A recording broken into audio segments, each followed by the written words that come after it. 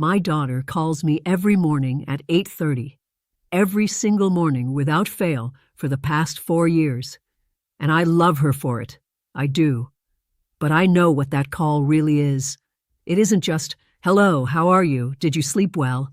It's a check. A quiet, loving, well-intentioned check to make sure I haven't fallen, haven't forgotten something important, haven't done something that proves what she's been thinking for a while now. That maybe, just maybe, it's time for me to stop living alone. She doesn't say that. She's too careful, too kind, but I hear it underneath the words. I've heard it for 4 years, and every morning when I answer that phone and tell her I'm fine, I'm having my tea, I slept well, I went for my walk, I know I'm not just answering a question. I'm making a case. I'm proving something. I'm buying myself one more day in my own house, in my own bed, on my own schedule. And at 81 years old, I can tell you that one more day feels like everything. I want to tell you about my friend Dorothy. Dorothy lived 2 streets over from me for 30 years.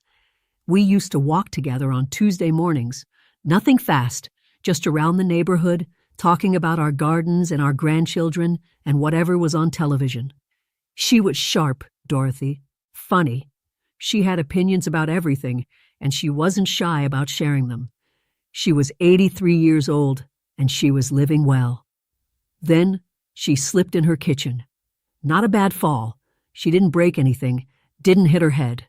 She just went down, got scared, and called her son. He came immediately, took her to the emergency room. Everything checked out fine. But something changed after that day. Her son started coming over more. Then he started making suggestions. Then the suggestions became decisions. Within 6 months, Dorothy was living in his house, in the bedroom that used to be his home office, sleeping in a bed that wasn't hers, eating dinner at 5:30 because that was when his family ate, going to bed when they turned the lights off. I visited her about 3 months after she moved in. She looked at me across the kitchen table, her son's kitchen table, and she took my hand and said something I have never forgotten. She said, "Margaret, don't fall. Whatever you have to do, don't fall. Not because falling hurts, because of what comes after." I drove home from that visit, and I sat in my own kitchen, in my own chair, and I made a decision. Not a dramatic one, not a loud one, just a quiet, firm, private decision that I was going to do whatever it took to stay in this house. Not forever. I'm not foolish enough to think forever, but for as long as I possibly could. One more year, one more season, one more morning waking up on my own terms. And I want to tell you exactly what I do every single day to make that happen. Not because I'm special, not because I'm in unusually good health. I have arthritis in both hands, and my right knee talks to me in a language I don't always appreciate. I take 3 medications every morning. I am not the picture of perfect health, but I am here. I am independent, and I intend to stay that way. The first thing I do happens before my feet even touch the floor. I learned this after a scare I had about 5 years ago. I woke up one morning, sat up too fast, and the room moved. Not dramatically. I didn't fall, didn't pass out, but the world tilted for a moment, and I grabbed the nightstand, and my heart went somewhere it shouldn't go that early in the morning. I mentioned it to my doctor, and he told me something I have thought about almost every day since. He said that most falls in older adults happen in the first hour after waking, not because people are careless, because the body is still asleep, even when the mind thinks it's awake. The muscles are stiff. The balance system is slow. The blood pressure hasn't settled yet into the day. So now, before I do anything else, I wake my body up while I'm still lying down. I move my toes first, all of them, slowly, like I'm testing that they're still there. Then I roll my ankles, one at a time, small circles. I open and close my hands. This is the part my arthritis doesn't love, but I do it anyway, gently, because stiff hands that I've asked to work slowly are safer than stiff hands I've asked to do things suddenly. I bend my knees up toward my chest, one at a time, Not all the way, just enough. I turn my head side to side, slowly, feeling where the tightness is. This takes me 5 minutes. 5 minutes lying in my own bed, telling my body that the day is starting and I needed to show up. I sit on the edge of the bed for a full minute before I stand. Not because I'm tired, but because I'm giving my blood pressure time to adjust. Then I stand, one hand on the nightstand, and I go to the bathroom. I have not had a dizzy spell in 4 years. I don't know if it's this, or something else, or just luck. But I believe it's this. The second thing I do is get dressed, properly dressed, every day. I know how that sounds. Of course you get dressed. But I want to tell you what I mean, because there was a period after my husband passed, about 2 years, where I didn't. Not really. I wore my housecoat until noon, sometimes later. What was the point of getting dressed when I wasn't going anywhere? Nobody was coming over. It felt like unnecessary effort for no reward. And slowly, without noticing it, I started moving like someone who wasn't going anywhere. I shuffled instead of walked. I sat more. I reached for easier food because cooking felt like too much. I stopped sitting at the table and started eating standing at the counter or in front of the television. And one day, my daughter came to visit unexpectedly, and I saw myself through her eyes. Unwashed hair, housecoat, dishes in the sink, and I saw the look on her face before she could arrange it into something neutral. That look was the beginning of the conversation I did not want to have. So I changed. And it sounds almost insultingly simple, but it worked. Every morning I get dressed in real clothes. Not nice clothes necessarily. I'm not putting on a blouse and earrings to sit in my garden, though some mornings I do that too. But clothes, trousers, a proper top, shoes, not slippers. I brush my hair, and I look in the mirror and I see a woman who is living her day, not waiting it out. What I discovered is that how you dress is how you move. When I'm in my housecoat, I move like someone who's winding down. When I'm dressed, I move like someone who has somewhere to be. Your body takes cues from what you put on it. I know that sounds like vanity. It isn't vanity. It's strategy. The third thing is breakfast. Sitting down, at the table, not standing at the counter eating something quick. Not in front of the television. At the table, with a plate, with whatever I've made, even if it's just an egg and some toast. Sitting down like it matters. Because it does. I watched a neighbor of mine, a woman named Ruth, slowly stop eating real meals after her husband died. First she stopped cooking because cooking for one felt sad. Then she started eating crackers and cheese for dinner. Then she stopped sitting at the table. Then she stopped eating much at all because nothing ever tasted like enough without someone to share it with. Her son took her to the doctor 18 months later, and the doctor said she was malnourished, not starving, malnourished, meaning she was eating, just not enough of the right things, and her body had quietly started paying the price in ways she hadn't noticed. Sitting at the table is not about the food. It is a ritual of self-respect. It is saying to yourself, I am worth a plate. My body is worth nourishment.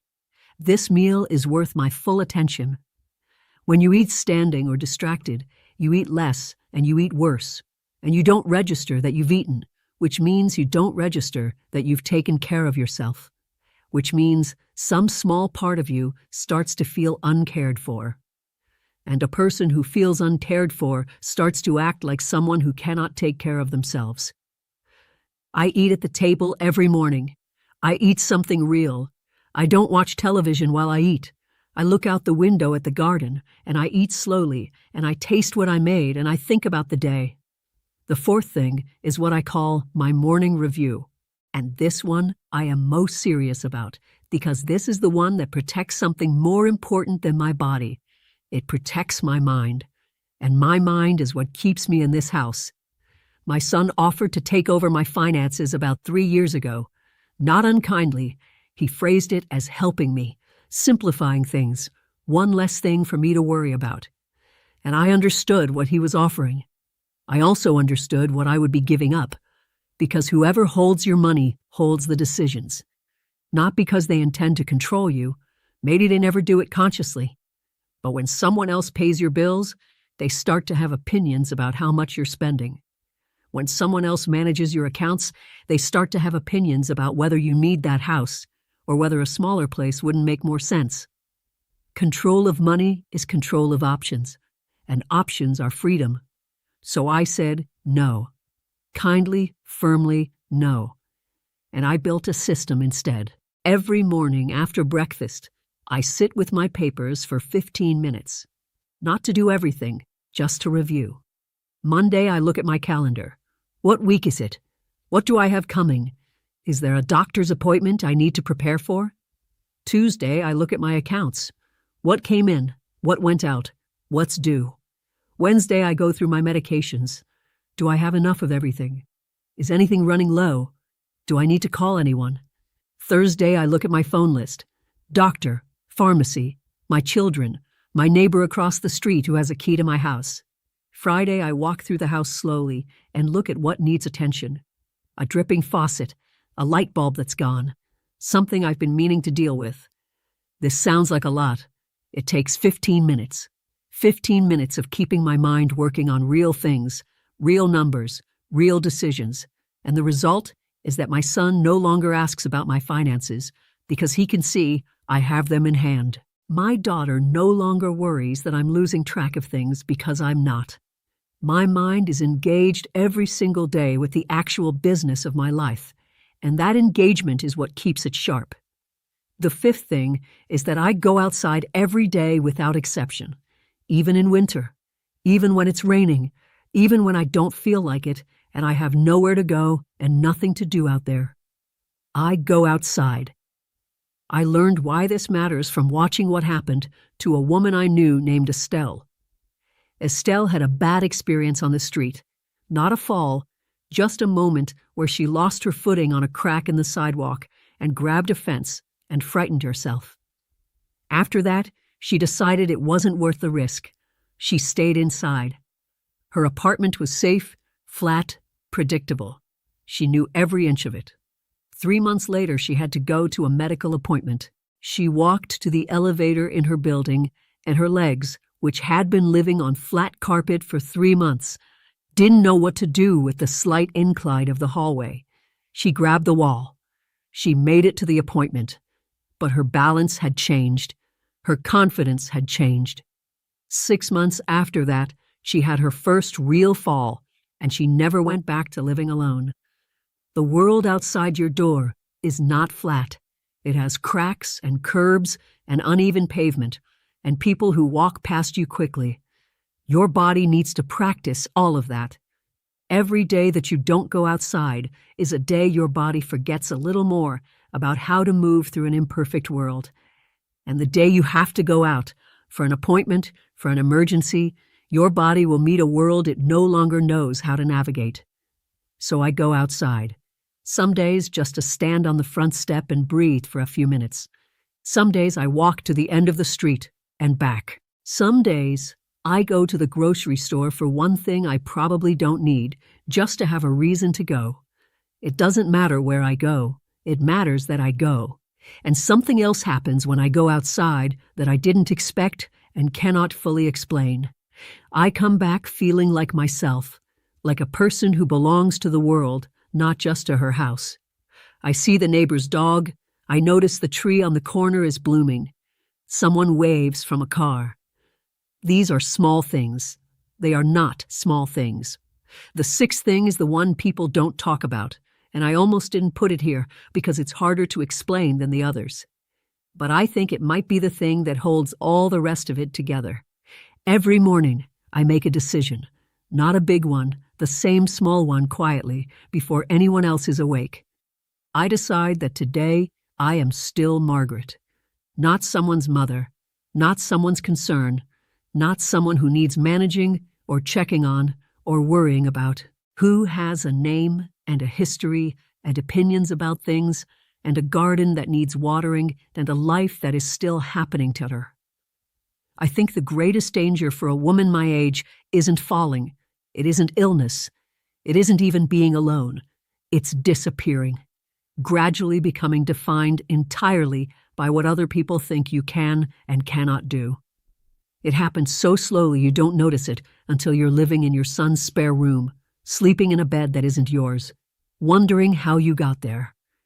So I decide every morning who I am. I get up. I wake my body up carefully. I get dressed like someone who is living her day. I sit down to breakfast like someone who values herself.